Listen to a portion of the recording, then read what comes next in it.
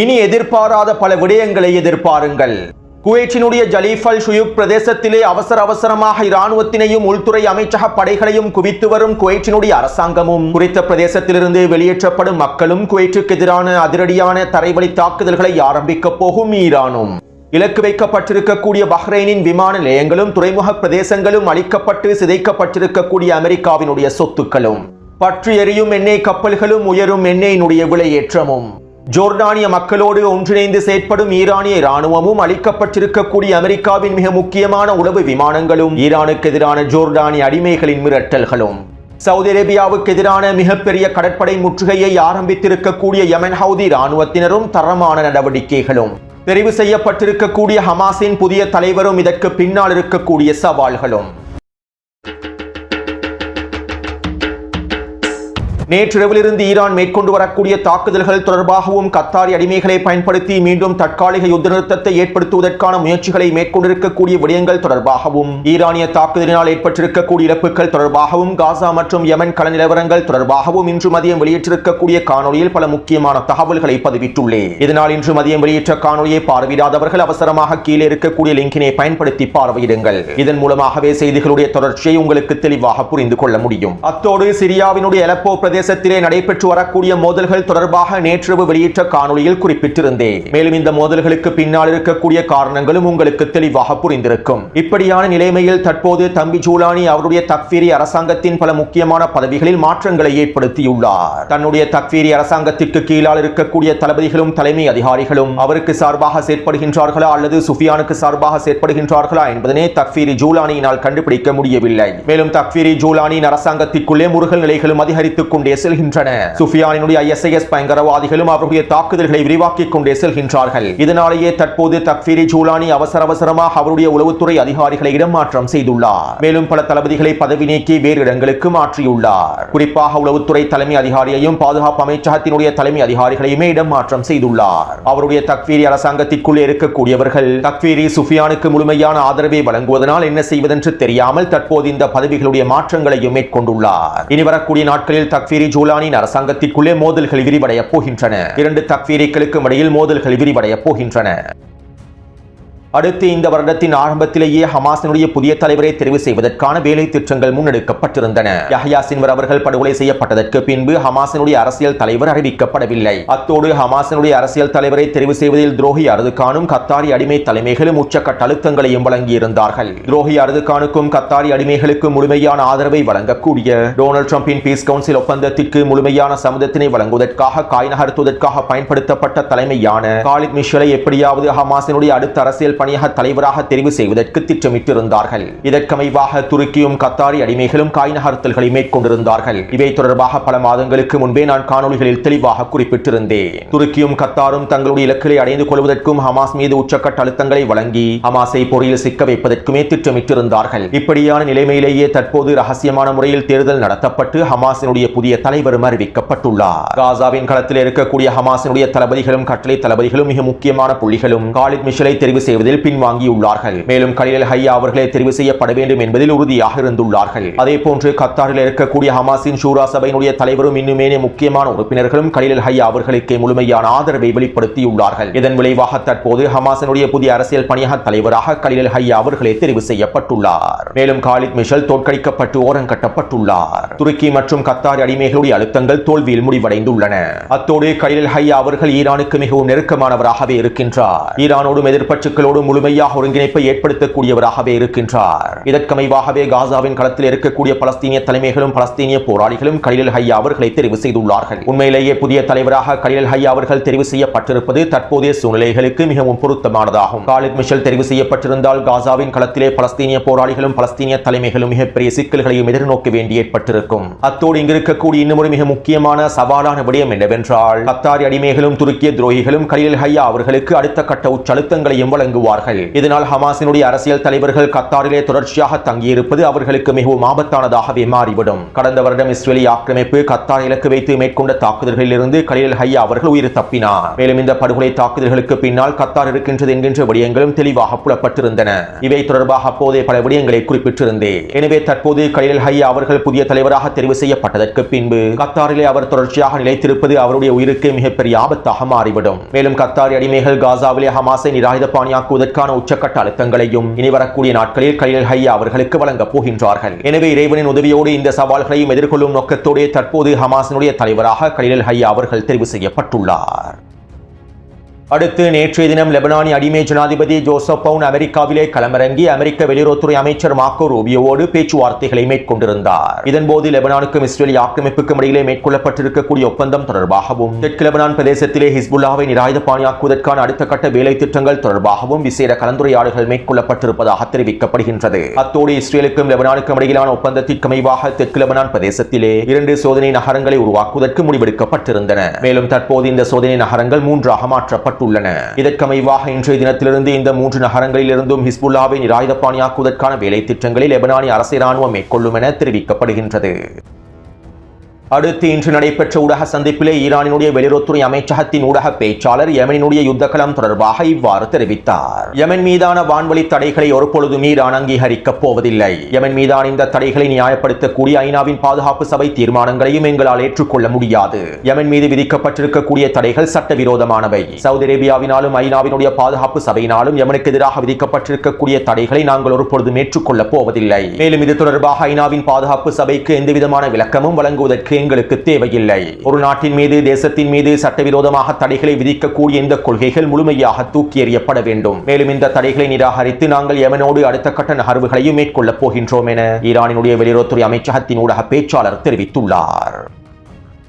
இதைத் தொடர்ந்து இன்று மாலை யெமன் ஹவுதிகளுடைய ஊடக பேச்சாளர் யஹ்யா சரி அவர்கள் அதிரடியான அறிவிப்பு ஒன்றை வெளியிட்டார். யெமன் மீதான சவுதி அரேபியாவினுடைய 12 வருட முற்றுகைக்கு பதிலடியாக நாங்கள் சவுதி அரேபியாவுக்கு எதிரான அடுத்த கட்ட நகர்வுகளை மேற்கொள்ளப் போகின்றோம். கண்ணுக்கு கண் என்கின்ற சமன்பாட்டுக்கு அமைவாகவே சவுதி அரேபியாவின் முற்றுகைக்கு எதிராக நாங்கள் செயற்பட போகின்றோம். இதற்கமைவாக தற்போது நாங்கள் சவுதி அரேபியாவுக்கு எதிராக கடற்படை முற்றுகையை அறிவிக்கின்றோம். சவுதி அரேபியாவினுடைய துறைமுகங்களுக்கு எதிராகவும் சவுதி அரேபியாவின் கப்பல்களுக்கு எதிராகவும் மிகப்பெரிய கடற்படை முற்றுகையை அறிவிக்கின்றோம். மேலும் எங்களுடைய இந்த கடற்படை முற்றுகைக்கு எதிராக சவுதி அரேபியா செயற்படுமாக இருந்தால் அதற்கான உச்ச பதிலடிகளையும் நாங்கள் நேரடியாகவே வழங்குவோம். எங்களுடைய யெமன் படைகள் அனைத்து நிலைமைகளுக்கும் முழுமையாக தயார் நிலையில் இருக்கின்றார்கள். எந்த ஒரு சூழ்நிலை ஏற்பட்டாலும் அவற்றுக்கு எதிராக போராடுவதற்கு நாங்கள் தயாராகவே இருக்கின்றோம். கிடைக்கக்கூடிய அனைத்து வழிமுறைகளையும் பயன்படுத்தி சவுதி அரேபியாவின் முற்றுகையை முடிவுக்கு கொண்டு வருவதற்கு இதற்கு பிறகு நாங்கள் பல வேலை திட்டங்களையும் வீரியமாக மேற்கொள்ளப் போகின்றோம். எங்களுடைய ஒவ்வொரு செயற்பாடுகளும் சவுதி அரேபியாவுக்கு மிகப்பெரிய பதிலடியாகவே அமையப் போகின்றது. தற்போது நான் அறிவிப்பதில் இருந்து சவுதி அரேபியாவுக்கு எதிரான முற்றுகை ஆரம்பமாகிவிட்டது. இதற்கு பிறகு செங்கடல் பிரதேசத்திலே சவுதி அரேபியாவுடைய எந்த ஒரு எண்ணெய் கப்பலும் சரக்கு கப்பலும் பயணிக்கவே முடியாது. சவுதி அரேபியாவுடைய துறைமுகங்களையும் நாங்கள் முழுமையாக முடக்கப் போகின்றோம் என யெமன் அன்சாருல்லாவினுடைய ஊடக பேச்சாளர் யஹ்யா சரி அவர்கள் அறிவித்துள்ளார். யெமன் ஹவுதிகள் சவுதி அரேபியாவுக்கு பதில் வழங்கும் முகமாக செங்கடல் பிரதேசத்தை முழுமையாக இழுத்து மூடப் போகின்றார்கள். செங்கடல் பிரதேசத்திலே சவுதி அரேபியாவுக்கு எதிராக கடற்படை முற்றுகையை ஆரம்பிக்கப் போகின்றார்கள் என கடந்த வாரமே நான் காணொலிகளில் குறிப்பிட்டிருந்தேன். மேலும் தற்போதைய நிலைமையில் அடிமை சவுதி அரேபியாவுக்கு எதிராக கடற்படை முற்றுகையை யெமன் ஹவுதிகள் ஆரம்பித்திருப்பது சவுதி அரேபியாவுக்கு மிகப்பெரிய சவாலை ஏற்படுத்தப் போகின்றது. ஏனென்றால் தற்போது ஹெர்முஸ் ஜலசந்தி பிரதேசம் முழுமையாக இழுத்து மூடப்பட்டுள்ளது. ஹெர்முஸ் ஜலசந்தி பிரதேசம் வழியாக சவுதி அரேபியாவினால் எண்ணெய் பரிமாற்றத்தை மேற்கொள்ள முடியாது. இதனால் இந்த மாதத்தினுடைய ஆரம்ப பகுதியிலிருந்து சவுதி அரேபியா அதனுடைய மேற்கு துறைமுகமான யன்பு துறைமுகத்தை பயன்படுத்தி அதிகளவான எண்ணெய் ஏற்றுமதியையும் விநியோகத்தையும் மேற்கொண்டிருந்தது. சவுதி அரேபியாவின் கிழக்கு பிரதேசத்திலிருந்து மேற்கு பிரதேசமான யன்பு துறைமுகம் வரையில் மிகப்பெரிய எண்ணெய் குழாய்கள் அமைக்கப்பட்டுள்ளன. மேலும் இந்த எண்ணெய் குழாய் வழியாகவே சவுதி அரேபியா எண்ணெய் விநியோகத்தை கடந்த ஒரு மாதமாக மேற்கொண்டு வருகின்றது. ஹெர்முஸ் ஜலசந்தி பிரதேசம் முழுமையாக இழுத்து மூடப்பட்டிருப்பதனால் சவுதி அரேபியா கிழக்கு பிரதேசத்திலிருந்து எண்ணெய் குழாய்கள் வழியாக சவுதி அரேபியாவின் மேற்கு பிரதேசமான யன்பு துறைமுகத்தை நோக்கி நகர்த்துகின்றது. ஈரானுக்கு எதிரான போர் ஆரம்பிக்கப்படுவதற்கு முன்பு சவுதி அரேபியாவின் யன்பு துறைமுகத்தின் வழியாக எண்ணெய் குழாய்கள் வழியாக 4 லட்சம் பீப்பா எண்ணெய்களுக்கும் குறைவான எண்ணெயே ஏற்றுமதி செய்யப்பட்டிருந்தன. ஆனால் தற்போது ஒரு நாளைக்கு மாத்திரம் 4.7 மில்லியன் பீப்பா எண்ணெய்களை குறித்த எண்ணெய் குழாய் வழியாக சவுதி அரேபியா விநியோகம் செய்கின்றது. ஹெர்முஸ் ஜலசந்தி பிரதேசம் இழுத்து மூடப்பட்டிருப்பதனால் ஒரு நாளைக்கு 47 லட்சத்திற்கும் அதிகமான எண்ணெய் பீப்பாய்களை குறித்த எண்ணெய் குழாய் வழியாக யன்பு துறைமுகத்தை நோக்கி நகர்த்துகின்றது. யன்பு துறைமுகத்திலிருந்து செங்கடல் பிரதேசம் வழியாக எண்ணெய் விநியோகத்தை சவுதி அரேபியா மேற்கொள்கின்றது. இப்படியான நிலைமையிலேயே யெமன் ஹவுதி ராணுவத்தினர் அடிமை சவுதி அரேபியாவுக்கு எதிரான கடற்படை முற்றுகையையும் அறிவித்துள்ளார்கள். அத்தோடு இந்த கடற்படை முற்றுகையிலே இருக்கக்கூடிய இன்னும் ஒரு மிக முக்கியமான விடயம் என்னவென்றால், இந்த கடற்படை முற்றுகையினால் சவுதி அரேபியாவுடைய ஒட்டுமொத்த எண்ணெய் ஏற்றுமதியும் முழுமையாக நிறுத்தப்பட போகின்றது. குறித்த வரைபடத்திலே சிவப்பு நிற வளையத்தினால் காண்பிக்கப்பட்டிருக்கக்கூடிய பிரதேசமே சவுதி அரேபியாவுடைய யன்பு துறைமுகமாகும். சவுதி அரேபியாவின் கிழக்கு பிரதேசத்திலிருந்து எண்ணெய் குழாய்கள் வழியாகவே குறித்த யன்பு துறைமுகத்திற்கு எண்ணெய்கள் கொண்டு வரப்படுகின்றன. பின்பு குறித்த யன்பு துறைமுகத்திலிருந்து எண்ணெயானது ஏற்றுமதி செய்யப்படுகின்றது. அதே நேரம் இந்த யன்பு துறைமுகத்திலிருந்து ஏற்றுமதி செய்யப்படக்கூடிய சவுதி அரேபியாவினுடைய எண்ணெய் கப்பல்கள் மிகப்பெரிய எண்ணெய் கப்பல்களாகவே அமைந்துள்ளன. இதனால் இந்த எண்ணெய் கப்பல்களுக்கு இலக்கம் ஒன்றினால் குறிப்பிடப்பட்டிருக்கக்கூடிய செங்கடலின் வடக்கு பிரதேசமான சுயஸ் கால்வாய் பிரதேசத்தினூடாக பயணிக்க முடியாது. இதனால் சவுதி அரேபியாவினுடைய அனைத்து எண்ணெய் கப்பல்களும் செங்கடலினுடைய பாபல் மண்ட பிரதேசத்தினூடாக தெற்கு பிரதேசத்தினூடாகவே பயணிக்க வேண்டும். எனவே தற்போது யமன் ஹவுதி ராணுவத்தினர் சவுதி அரேபியாவுக்கு எதிராக பாபல் மண்ட பிரதேசத்தை முழுமையாக இழுத்து மூடிவிட்டார்கள். இதற்கு பிறகு செங்கடலின் தெற்கு பிரதேசமான பாபல் மண்ட பிரதேசத்தின் வழியாக சவுதி அரேபியாவினுடைய எந்த விதமான எண்ணெய் கப்பல்களும் பயணிக்க முடியாது. சவுதி அரேபியாவின் சரக்கு கப்பல்களும் பயணிக்க முடியாது. அவ்வாறு பயணித்தால் யமன் ஹவுதி ராணுவத்தினர் குறித்த எண்ணெய் கப்பல்களை இலக்கு வைத்து உச்ச தாக்குதல்களை மேற்கொள்வார்கள். இதனால் சவுதி அரேபியாவுடைய எண்ணெய் கப்பல்களும் சரக்கு கப்பல்களும் செங்கடல் பிரதேசத்திலேயே மூழ்கிவிடும். சுருக்கமாக குறிப்பிடுவதாக இருந்தால், அடிமை சவுதி அரேபியாவுடைய எண்ணெய் ஏற்றுமதிக்கும் எண்ணெய் உற்பத்திக்கும் யமன் ஹவுதி ராணுவத்தினர் தற்போது முற்றுப்புள்ளி வைத்து விட்டார்கள். மேலும் யமன் ஹவுதி ராணுவத்தின் இந்த நடவடிக்கைகளுக்கு எதிராக சவுதி அரேபியா தாக்குதல்களை மேற்கொண்டால் சவுதி அரேபியாவுக்குள்ளே இருக்கக்கூடிய எண்ணெய் தளங்களை இலக்கு வைத்தும் எண்ணெய் குழாய்களை இலக்கு வைத்தும் யமன் ஹவுதி ராணுவத்தினர் பதிலடி தாக்குதல்களை மேற்கொண்டு விடுவார்கள். எனவே கடந்த 2 வாரமாக நாங்கள் எதிர்பார்த்து வந்த யமனுடைய போர்க்களமானது தற்போது அடுத்த கட்டத்தை நோக்கி நகர்ந்து விட்டது. அடிமை சவுதி அரேபியாவின் முற்றுகையை முடிவுக்கு கொண்டு வந்து சவுதி அரேபிய அடிமை ஜியோனிச தலைவர்களுக்கு சிறந்த பாடத்தினை கற்பிப்பதற்கான நேரமும் காலமும் வந்துவிட்டது. அத்தோடு இந்த சந்தர்ப்பத்தில் ஈரானுக்கு எதிராக அமெரிக்கா உச்சக்கட்ட தாக்குதல்களை ஆரம்பித்தால் பாபல் மண்ட பிரதேசத்தினை அமெரிக்காவுக்கு எதிராகவும் மேற்குலக நாடுகளுக்கு எதிராகவும் யமன் ஹவுதி ராணுவத்தினர் மூடிவிடுவார்கள். தற்போது சவுதி அரேபியாவுக்கு எதிராக மாத்திரம் மூடப்பட்டிருக்கக்கூடிய செங்கடல் பிரதேசத்தை ஒட்டுமொத்த நாடுகளுக்கு எதிராகவும் மூடிவிடுவார்கள். யமன் ஹவுதி ராணுவத்தின் அடுத்த கட்ட அறிவிப்பு இதனை நோக்கித்தான் நகரப் போகின்றது.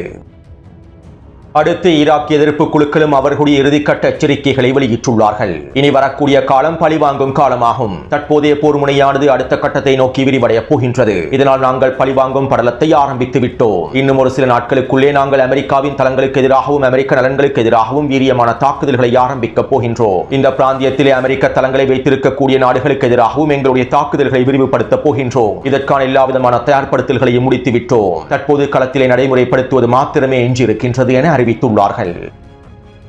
அத்தோடு ஜோர்டானை இலக்கு வைத்து ஈரான் மேற்கொண்டிருக்கக்கூடிய தாக்குதல்களினால் அதிகளவான அமெரிக்க அதிகாரிகளும் சிப்பாய்களும் கொல்லப்பட்டுள்ளார்கள். இதைத் தொடர்ந்து ஜோர்டானிய அதிகாரிகள் ஈரானுக்கு எதிரான மிரட்டல்களையும் வெளியிட்டுள்ளார்கள். அத்தோடு ஈரானிய IRGC ராணுவம் ஜோர்டானிய மக்களுக்கு நன்றிகளை தெரிவித்துள்ளது. அதாவது கடந்த 3 தினங்களுக்கு முன்பு ஈரானிய IRGC ராணுவம் ஜோர்டானிய மக்களுக்கான அறிவிப்பு ஒன்றை வெளியிட்டிருந்தது. நானும் என்னுடைய காணொலிகளில் குறித்த அறிவிப்பு தொடர்பாக தெரிவித்திருந்தேன். மேலும் இந்த அறிவிப்பை தொடர்ந்து ஜோர்டானில் இருக்கக்கூடிய அதிகளவான மக்கள் ஜோர்டானில் இருக்கக்கூடிய அமெரிக்க ராணுவ தளங்கள் தொடர்பான அமெரிக்க அதிகாரிகள் தொடர்பான பல முக்கியமான தகவல்களையும் புகைப்படங்களையும் காணொலிகளையும் ஈரானிய ராணுவத்தோடு பகிர்ந்து கொண்டுள்ளார்கள். ஈரானிய ராணுவத்திற்கு தேவையான உளவு தகவல்களை ஜோர்டானிய மக்களை அனுப்பி வைத்துள்ளார்கள். இதற்கமைவாகவே இன்று காலை IRGC ராணுவம் ஜோர்டானிய மக்களுக்கு நன்றிகளை தெரிவித்திருந்தது. மேலும் ஜோர்டானிய மக்கள் வழங்கியிருக்கக்கூடிய உளவு தகவல்களுக்கு அமைவாகவே ஈரான் அகபா விமான நிலையத்தை இலக்கு வைத்தும் இன்னும் சில பிரதேசங்களை இலக்கு வைத்தும் தாக்குதல்களை மேற்கொண்டிருந்ததாகவும் தெரிவிக்கப்படுகின்றது. அத்தோடு இந்த தாக்குதல்களிலே அமெரிக்காவின் C-17 இராணுவ சரக்கு விமானங்களும் P-8 உளவு விமானங்களும் அளிக்கப்பட்டிருப்பதாக சேதமடைந்திருப்பதாகவும் உறுதிப்படுத்தப்பட்டுள்ளது.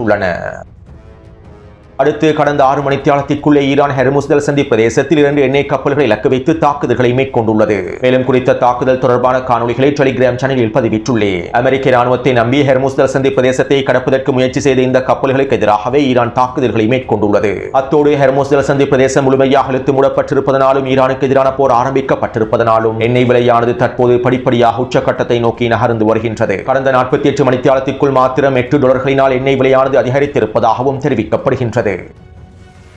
அடுத்து குவைற்றுக்கு எதிராக ஈரான் மேற்கொள்ளப் போகும் தரைவழி தாக்குதல் தொடர்பாகவும் முன்னே காணொலியில் குறிப்பிட்டிருந்தேன். குறித்த வரைபடத்திலே சிவப்பு நிற புள்ளியினால் காண்பிக்கப்பட்டிருக்கக்கூடிய பிரதேசங்கள் அமெரிக்க ராணுவ கட்டளை தளங்களும் மிக முக்கியமான அமெரிக்க துருப்புக்கள் நிலை கொண்டிருக்கக்கூடிய பிரதேசங்களும் ஆகும். இவற்றிலே கேம்ப் அரிஃப்ஜான் மற்றும் கேம்ப் புஹரிங் ஆகிய பிரதேசங்களை முழுமையாக கைப்பற்றுவதற்கு ஈரான் திட்டமிட்டுள்ளது. ஆரம்பமாக இந்த தளங்களை கைப்பற்றியதற்கு பிறகு குவைற்றில் இருக்கக்கூடிய ஏனைய அமெரிக்க தளங்களையும் முழுமையாக தங்களுடைய கட்டுப்பாட்டுக்குள் கொண்டு வருவதற்கு ஈரான் திட்டமிட்டுள்ளது. இவ்வாறு குவைற்றில் இருக்கக்கூடிய அமெரிக்க தளங்களை முழுமையாக கட்டுப்பாட்டுக்குள் கொண்டு வந்தால் அது அமெரிக்காவுக்கு மிகப்பெரிய சவாலாக மாறிவிடும். இதற்கமைவாகவே ஈரான் குவைத்துக்கு எதிரான தரைவழி தாக்குதல்களை மேற்கொள்ளப் போகின்றது என்கின்ற தகவல்கள் வெளியாகியுள்ளன. இப்படியான நிலைமையில் இன்று மாலை குவைத்தினுடைய அரசாங்கம் குவைத்தினுடைய மிக முக்கியமான பிரதேசமான ஜலீப் அல் ஷுவைக் பிரதேசத்திலே அதிகளவான இராணுவத்தை குவித்து வருகின்றது. குவைத்தினுடைய தேசிய பாதுகாப்பு படை மற்றும் உள்துறை அமைச்சகத்திற்கு கீழால் இயங்கக்கூடிய படைப்பிரிவுகள் அனைத்தையும் ஜலீப் அல் ஷுவைக் பிரதேசத்திலே முழுமையாக களமிறக்கியுள்ளார்கள். அது மட்டுமல்லாமல் குறித்த பிரதேசத்தில் இருக்கக்கூடிய மக்களையும் அவசரமாக வெளியேற்றி வருகின்றார்கள். மேலும் குறித்த பகுதியிலிருந்து வெளியேற்றப்படக்கூடிய நூற்றுக்கணக்கான ஆயிரக்கணக்கான மக்கள் தற்போது தற்காலிகமான கூடாரங்களில் தங்க வைக்கப்பட்டு வருவதாகவும் தகவல்கள் வெளியாகியுள்ளன. ஈரான் குவைத்துக்கு எதிரான தரைவழி தாக்குதல்களை ஆரம்பிக்கப் போவதனாலேயே இவை தொடர்பான உளவு தகவல்களை அமெரிக்கா குவைத்தோடு பகிர்ந்து கொண்டிருப்பதனாலேயே தற்போது இந்த வேலை திட்டங்களை குவைத் அரசாங்கம் அவசரமாக மேற்கொண்டு வருகின்றது. அத்தோடு இந்த காணொலியை பார்வையிட்டுக் கொண்டிருப்பவர்களில் யாராவது குவைத்தினுடைய ஜலீப் அல் ஷுவைக் பிரதேசத்தில் இருப்பவர்களாக இருந்தால் தற்போது குறித்த பிரதேசத்தினுடைய நிலைமைகள் தொடர்பான உங்களுடைய கருத்துக்களையும் கீழே பதிவிடுங்கள். எனவே இனி வரக்கூடிய மணித்தியாலங்களில் பல எதிர்பாராத விடயங்களை எதிர்பார்க்கலாம். அமெரிக்கா ஈரானுக்கு எதிரான தரைவழி தாக்குதலை ஆரம்பிப்பதற்கு முன்பே ஈரான் குவைத்துக்கு எதிரான தரைவழி தாக்குதல்களை ஆரம்பித்தால் அது அமெரிக்க இராணுவத்திற்கு மிகப்பெரிய அழுத்தத்தையும் சவாலையும் ஏற்படுத்திவிடும். அடுத்து இன்று காலையிலிருந்து ஈரான் பஹ்ரைனையும் குவைத்தையும் ஜோர்டானையும் இலக்கு வைத்து தொடர்ச்சியான தாக்குதல்களை மேற்கொண்டு வருகின்றது. இதற்கமைவாக பஹ்ரைனில் இருக்கக்கூடிய பொது விமான போக்குவரத்தோடு சம்பந்தப்பட்டிருக்கக்கூடிய தொலைத்தொடர்பு வலையமைப்புகளை இலக்கு வைத்தும் ஈரான் தாக்குதல்களை மேற்கொண்டுள்ளது. அதே போன்று பஹ்ரைனில் இருக்கக்கூடிய அல் சாகிர் விமான நிலையத்தை இலக்கு வைத்தும் தாக்குதல்களை மேற்கொண்டுள்ளது. குறித்த விமான நிலையத்திலே களமிறக்கப்பட்டிருந்த அமெரிக்காவின் ட்ரோன் படைப்பிரிவுகளுக்கு எதிராகவே தாக்குதல்கள் மேற்கொள்ளப்பட்டுள்ளன. அதே போன்று பஹ்ரைனின் சல்மான் துறைமுகத்தை இலக்கு வைத்தும் தாக்குதல்கள் மேற்கொள்ளப்பட்டுள்ளன. TF-59 கப்பல்களை தயாரிக்கக்கூடிய அமெரிக்க இராணுவத்திற்கு சொந்தமான மிக முக்கியமான தளவாட தளத்தை இலக்கு வைத்தும் தாக்குதல்கள் மேற்கொள்ளப்பட்டுள்ளன. மேலும் இந்த தாக்குதலினால் சல்மான் துறைமுகத்தில் இருக்கக்கூடிய மிக முக்கியமான கப்பல்கள் இலக்கு வைக்கப்பட்டிருப்பதாகவும் அவற்றில் பல முழுமையாக சேதமடைந்திருப்பதாகவும் தெரிவிக்கப்படுகின்றது. அதே போன்று இன்று மாலை குவைத்தில் இருக்கக்கூடிய கேம்ப் அரிஃப்ஜான் பிரதேசத்தை இலக்கு வைத்து தாக்குதல்கள் மேற்கொள்ளப்பட்டுள்ளன. இந்த கேம்ப் அரிஃப்ஜான் பிரதேசத்திலே நிலை கொண்டிருக்கக்கூடிய அமெரிக்காவின் கொமாண்டோ படைகளை இலக்கு வைத்தும் தாக்குதல்கள் மேற்கொள்ளப்பட்டுள்ளன. இந்த தாக்குதலினால் குறித்த பிரதேசத்தில் தீப்பரவல் ஏற்பட்டிருந்ததாகவும் தெரிவிக்கப்படுகின்றது. அத்தோடு இந்த தாக்குதல்களை தொடர்ந்து அமெரிக்கா ஈரானுக்கு எதிரான தாக்குதல்களை மேற்கொண்டிருந்தது. இதற்கமைவாக ஈரானின் ஷிராஸ் மாகாணத்தில் இருக்கக்கூடிய மின்னணு தொழிற்சாலை வளாகத்தை இலக்கு வைத்து அமெரிக்கா தாக்குதல்களை மேற்கொண்டிருந்தது. மேலும் இந்த தாக்குதலுக்கு பதிலடியாக ஈரான் அடுத்த கட்டமாக பஹ்ரைன், குவைத் மற்றும் ஜோர்டானில் இருக்கக்கூடிய ஐக்கிய அரபு அமீரகத்தில் இருக்கக்கூடிய மின்னணு தளங்களுக்கு எதிராக தாக்குதல்களை மேற்கொள்ளப் போவதாகவும் தெரிவித்துள்ளது. எனவே இந்த காணொலி தொடர்பான கருத்துக்களை பதிவிடுங்கள். தொடர்ந்து என்னுடன் இணைந்திருங்கள். நன்றி, வணக்கம். நன்றி உறவுகளே. இது போன்ற வீடியோகளை பார்வையிட சுந்தூஸ் முகமது இம்தியாஸ் என்ற யூடியூப் சேனலை சப்ஸ்கிரைப் செய்யும்.